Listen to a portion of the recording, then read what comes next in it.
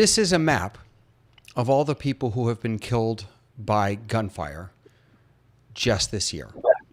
42,000 people. Today, we're going to talk about Jewish responses to gun ownership and gun violence.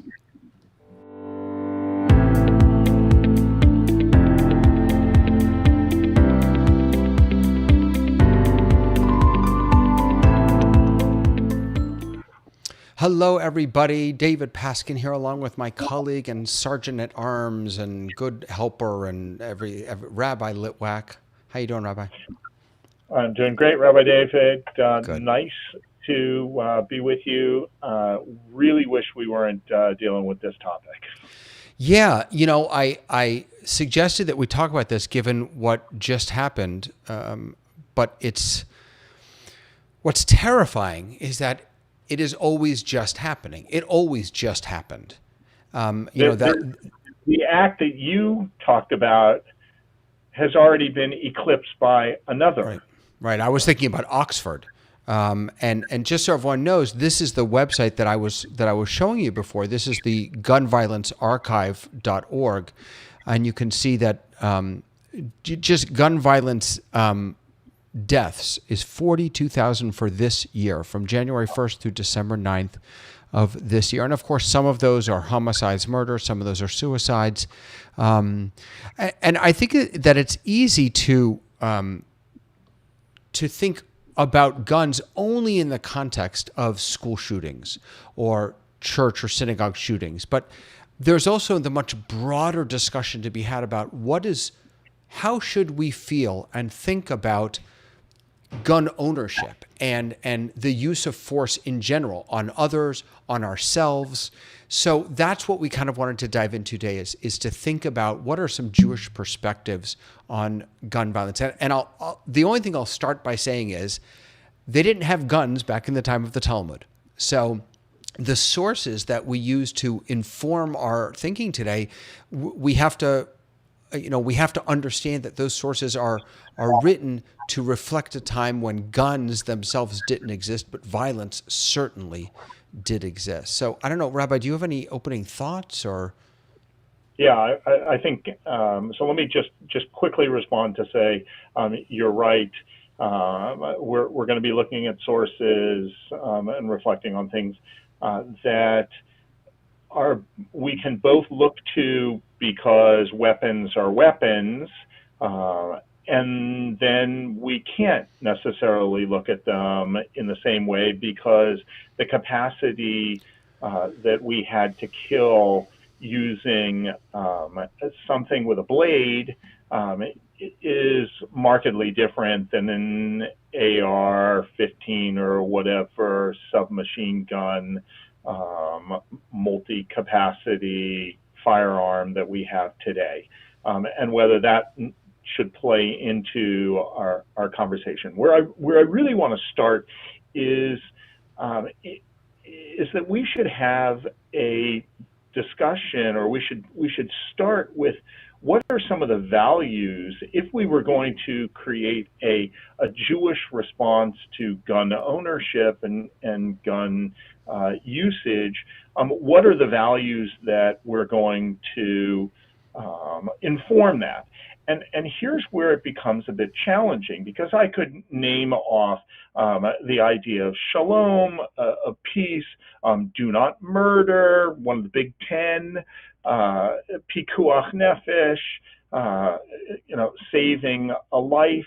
But I could also talk about self-defense and safety, and that those values may end up being conflicting. Okay? That the idea of pikuach nefesh, of saving a life, okay, that it's possible that causing the loss of a life and saving a life, okay, could come into conflict with each other. Right? Are you saying causing? Are you talking about causing another person's death to save my own life? Is that what what you're thinking or to about? save someone else's life. Or to save someone else's life. Okay.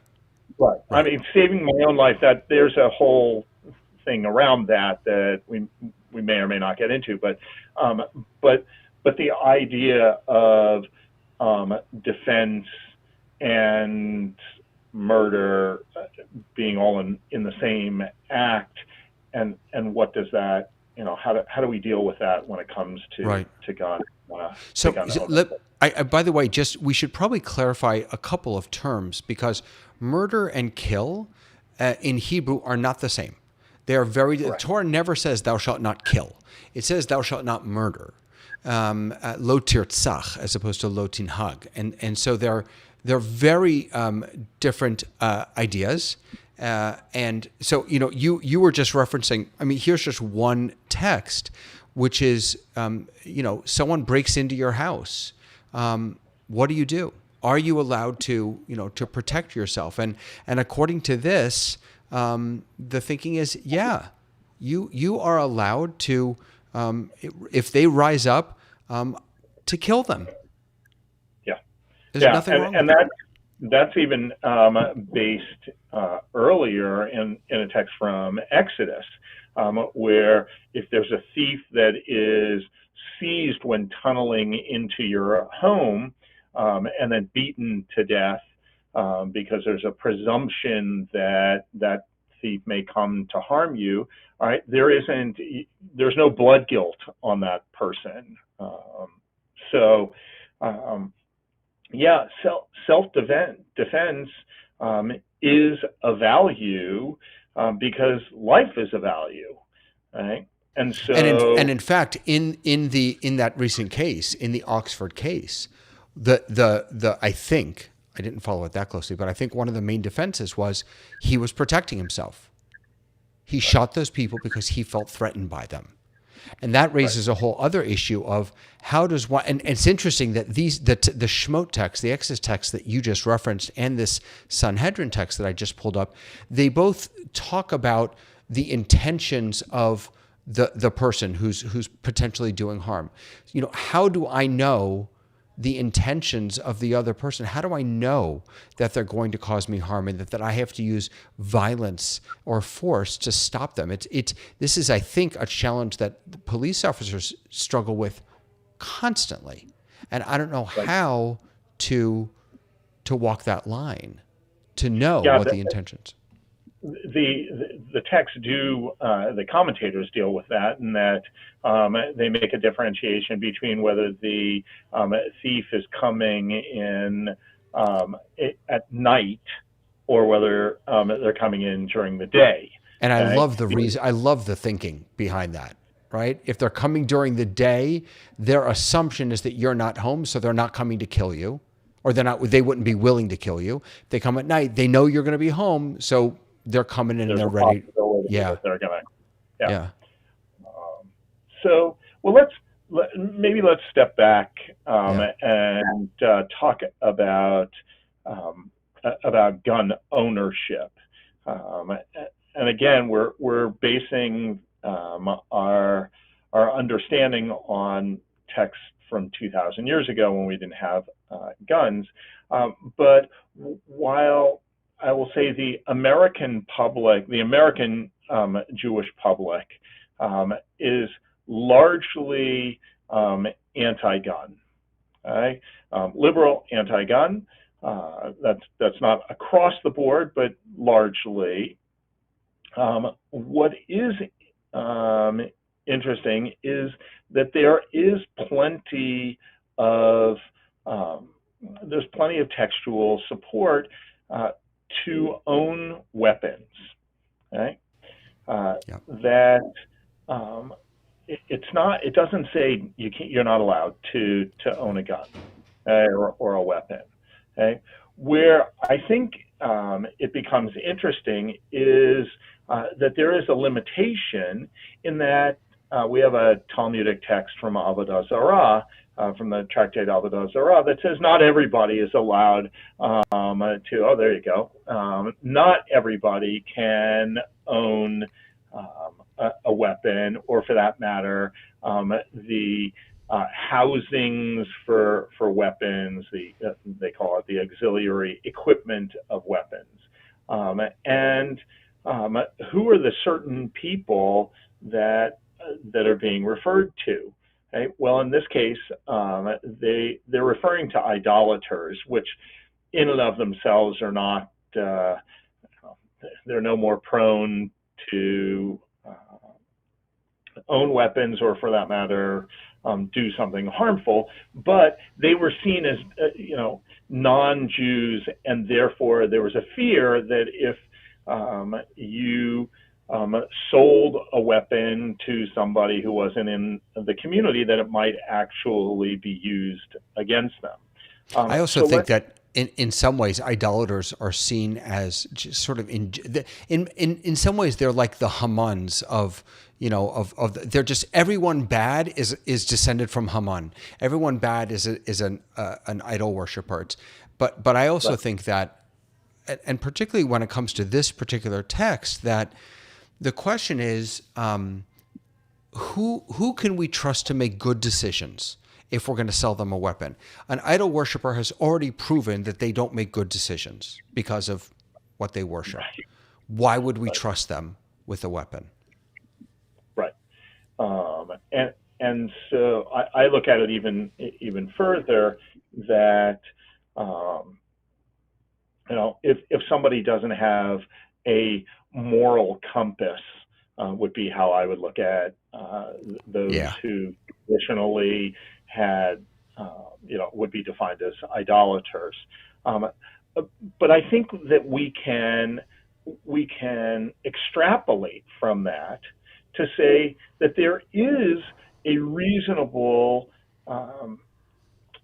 desire on the part of society, in this case Talmudic society, but society in general, to limit the amount of guns or weapons, and to think about who it is that should own them and who shouldn't own them. Do you have a sense? Quick question. Do you have a sense? Because today the reasons for wanting to own a gun are varied. For some people, it's security. For other people, it's defense. For other people, it's sporting. Do you have a sense? Because I don't. Of other than defense, was there a culture around weapons? Certainly in the Roman times, using weapons in sporting events was a regular thing, I think. So I think that there was. Keep in mind that there wasn't large standing armies in the way that we think about them, and so people were on their own. They had to defend themselves against marauding animals, and so owning a weapon was a part of society.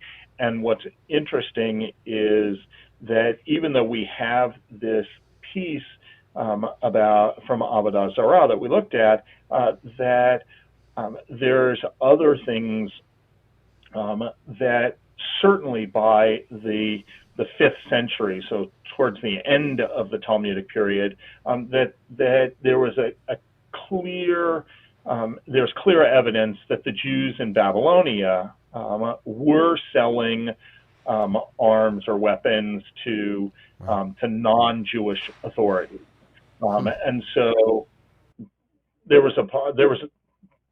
owned them and they sold them. So I just want to make sure that I got my point across, that I think we can find textual support to the idea that there should be what we'll call now background checks, right? That biblical background checks. I like that. Yeah. Not everybody gets a weapon, and there's going to be. We could talk about who gets to make that decision, but that there is a decision to be made whether you get that right or you don't get that right. Right. And so I just want no, absolutely. And Do you feel like sometimes it's difficult to take rabbinic or biblical texts which were crafted in a certain time and a certain culture and have them feel applicable to today?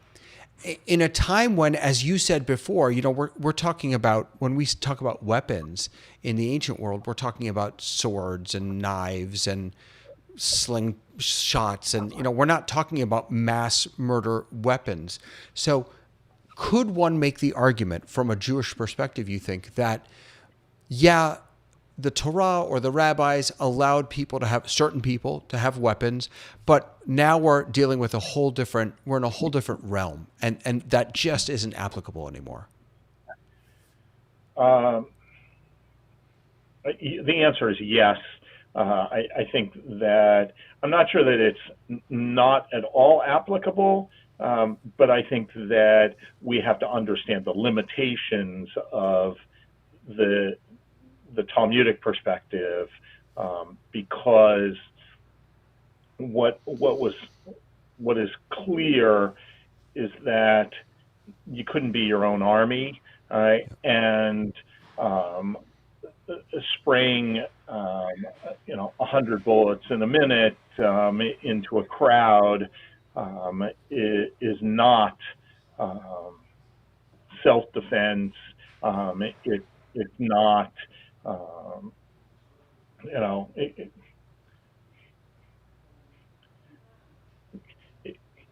there's no way that can be justified from a Jewish standpoint. And so where and you and I haven't put out our own personal feelings, because I know. Although I think mine may be obvious. I don't know. I was going to say that, but where I might be okay with individual gun ownership, I think that those guns would have to be limited to a small firearm versus, a sidearm versus, a full-on AR-15, Uzi, An arsenal, whatever it is, an arsenal. And how many do you need, before it becomes irresponsible? Right. And so responsibility is interesting, because a lot of the texts that I was studying before we jumped on weren't about, can I own a gun, but what is my responsibility when it comes to keeping other people safe, either on my property or around me or with the things that I do. So on the one hand, actually, let me put my card to the table. My kids have never had a water pistol. I don't get it. I just don't get it. And so I would be a terrible person to debate about this with, because I can't even comprehend why anyone would want a gun. Having said that, it's easy for me to want to blame gun owners, blame gun manufacturers, to put the responsibility on the people with the weapons. But a lot of our texts say that's sort of a cop-out, because this is all of our responsibility. We have a responsibility to keep people safe. And if we're not creating laws or guidelines or restrictions to facilitate that, that's on us. Yes. But I don't want to, I'll say, give a pass to the idea that there's plenty of textual support with the notion of responsible gun ownership. The piece out of Deuteronomy 22, I think, where one has to put up a parapet, has to put up like a fence on their roof.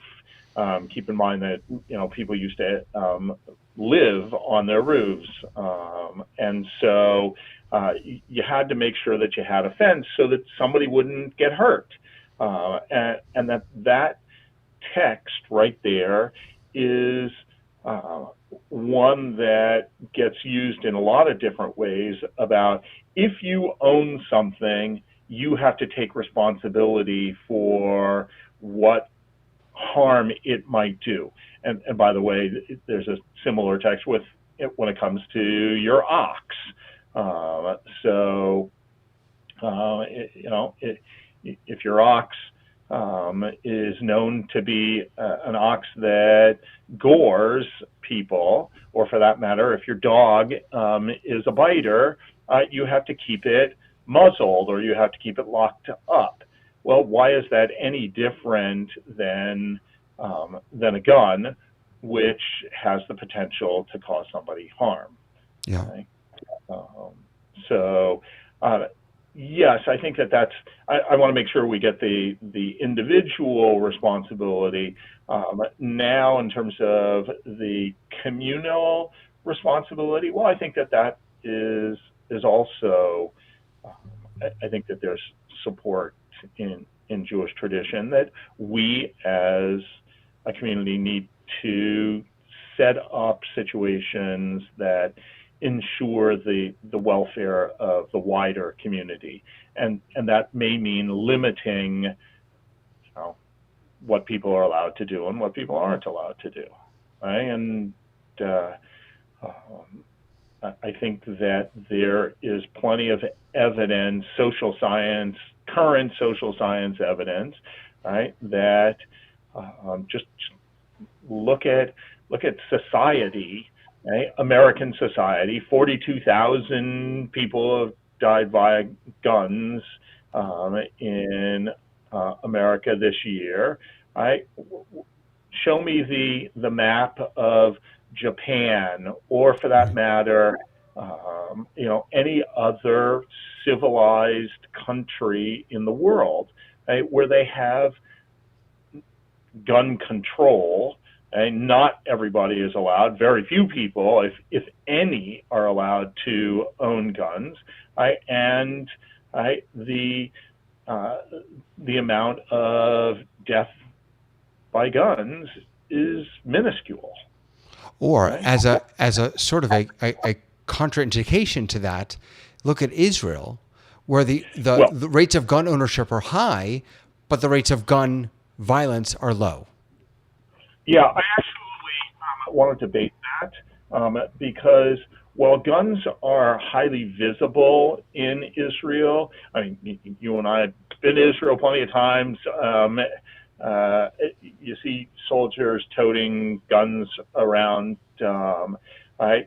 What is interesting is that actually Israel has pretty strict gun ownership, right? And the idea that, first of all, Israel doesn't have a right to bear arms, right?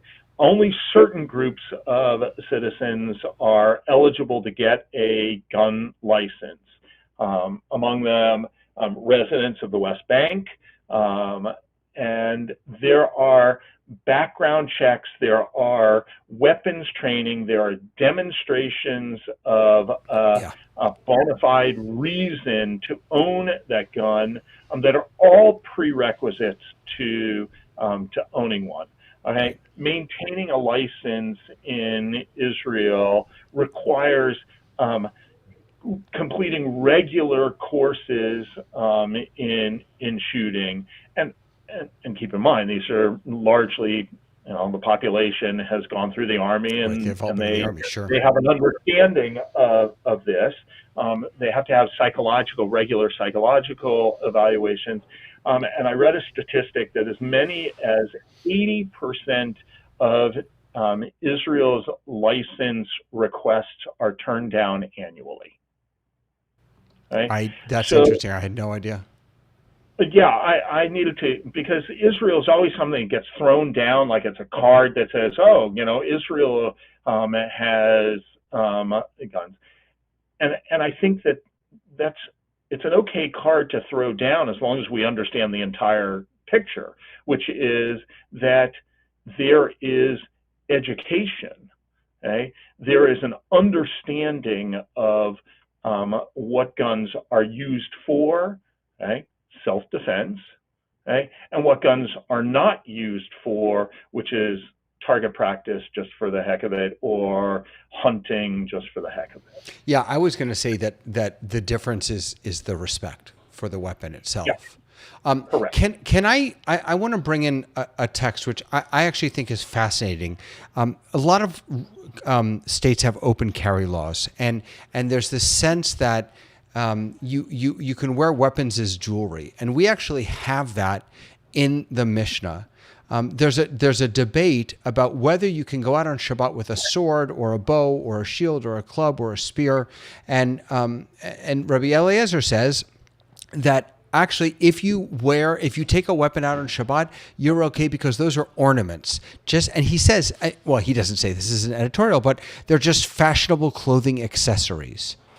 It's unbelievable to me. And then, of course, he's the other rabbis say, no, they are nothing other than reprehensible. And then they suggest that, we're not going to have them at some point, please God, although that hasn't happened yet. So I guess the reason I wanted to bring this text in is because I don't want people to think that every Jewish, that we Jews, we're nonviolent. We're not, there are rabbis who believed that weapons are fashion. It wasn't just about security and defense, that there was something beautiful about a weapon.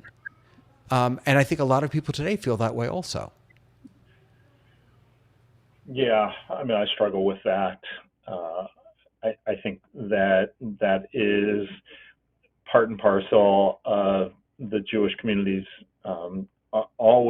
historically, the Jewish community's desire to be accepted into a wider society. And if weapons were on the sides of the rest of society, citizens, then why shouldn't Jews be able to do that? You think that a Jewish, I don't want to say obsession because I'm not sure we have an obsession, but if there are Jews who idolize weapons in this way, you think that we learned that from other cultures? You don't think that's part of part of our tradition? Well, I think there's plenty of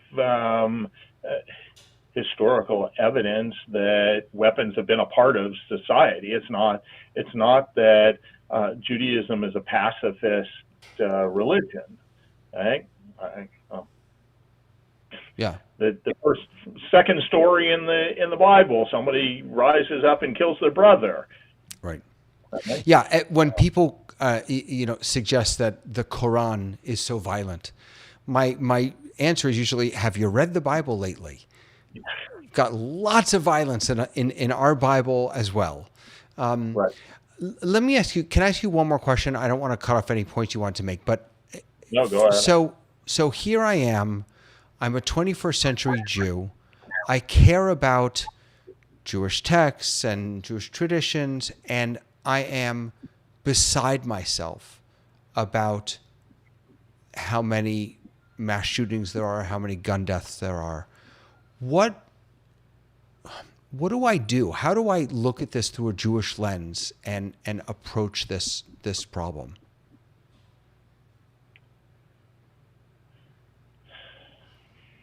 Well, this is going to be my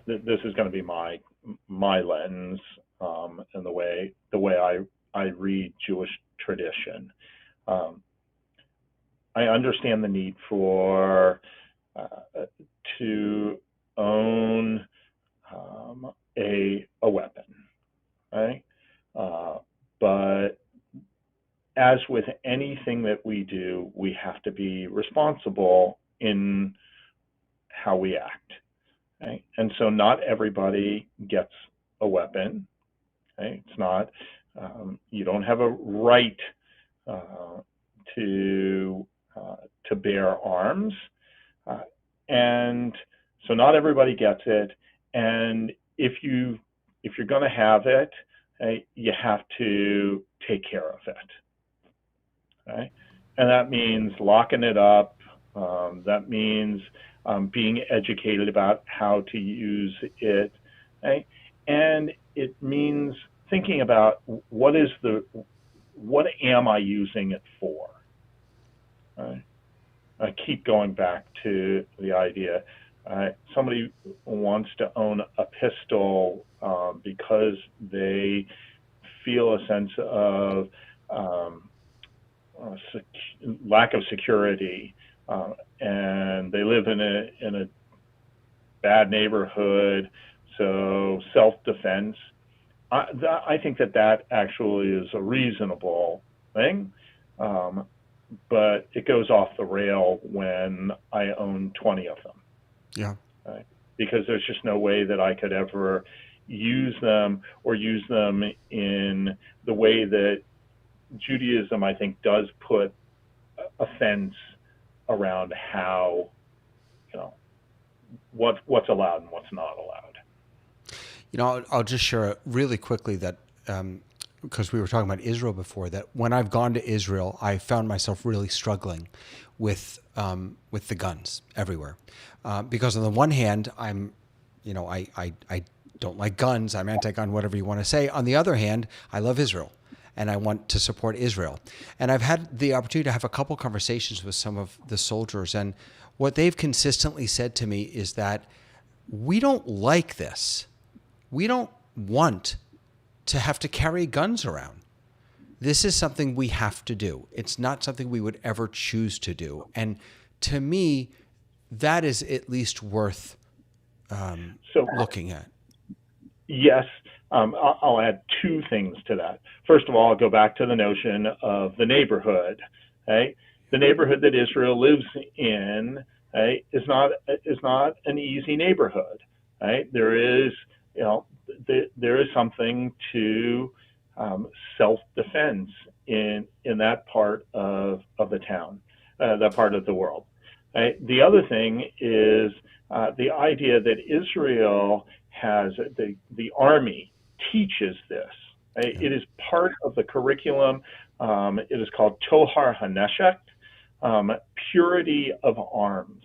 Right? And people are literally taught, right, when it's allowed and when it's not allowed to use to use your gun. Right? And that's why I think it is why I think Israel is a reasonable example of reasonable gun ownership, because they limit it, and those who have them understand why they're using them or why they have them and how to use them responsibly. And so a lesson for us is respect for the weapon, understanding the weapon, having some sense of purity around our interactions with these weapons. Right. Yeah. No easy answers to this. No, but I think that we should end with the Isaiah text about they shall beat their swords into plowshares and their spears into pruning hooks. That ultimately, if this is the final parting shot, that we want to get to a point where we don't need those weapons, and we're able to do things constructively and peacefully. Amen. Amen, amen, amen. Absolutely. All right. Thank you. Thank you. Thank you, everyone, for watching. And we will, I don't know if we're coming back in 2 weeks. Are we taking winter break off? I don't even know. We didn't really discuss it. No, we haven't discussed it. Okay. I'll be here. If anyone wants to show up, I'll be here. Very good. All right, Rabbi, have a wonderful rest of the day. Thanks, everyone, for watching. See you later. Bye, everyone.